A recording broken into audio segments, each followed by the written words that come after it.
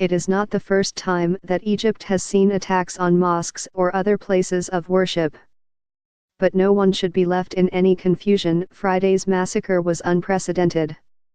The Egyptian media are reporting in excess of 300 people dead, with scores more injured, as a result of the multi-pronged attack on the mosque in northern Sinai, and Egypt is now in the midst of a mourning period, a watershed in its modern history.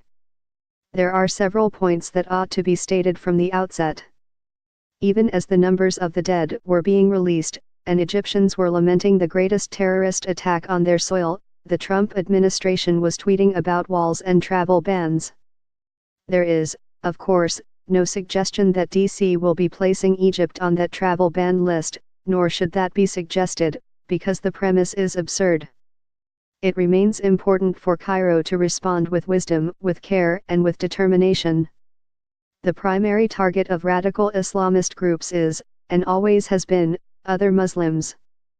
Muslims are the principal victims, and Muslims, more than any other group, are the ones who are fighting them more than anyone else.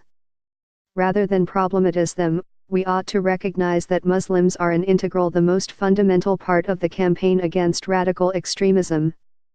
Of course, Mr. Trump, while offering his condolences to Mr. al-Sisi, a close ally, couldn't bring himself to acknowledge that the victims of this latest atrocity were Muslims. Another key point is that, while it may be tempting to describe this brutal attack as an extremist group attacking another minority in a Muslim-majority country, we ought to be very careful about falling into that trap. Sufis aren't a sect of Muslims, rather, Sufism is an integral part of mainstream Sunni Islam. Extremists may deny that, but there is no reason why the rest of us ought to. Historically, all normative expressions of Islam took for granted the discipline of Sufism as a spiritual science within Islamic thought. That radicals deem Sufi orders, or those affiliated to them, as renegades is not in keeping with the heritage of Sunni Islam, whether in Egypt or elsewhere. At the same time, it is entirely likely that this mosque and its worshippers were at least partially targeted because of their acceptance of that traditional form of Islamic thought. It is also quite possible that there is a more political reason at work, that the villagers rejected any cooperation with radical groups, as was reported in some Egyptian media, and thus they became a target for this brutality. Over the coming days, we shall learn more. It remains important for Cairo to respond with wisdom, with care, and with determination.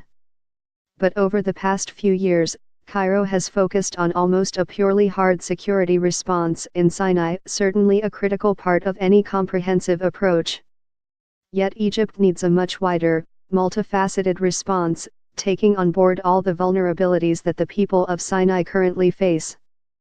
Alas, it is unlikely that in the aftermath of such a brutal attack, there will be much appetite for considering a wider strategy. Egypt mourns, and its population is understandably furious.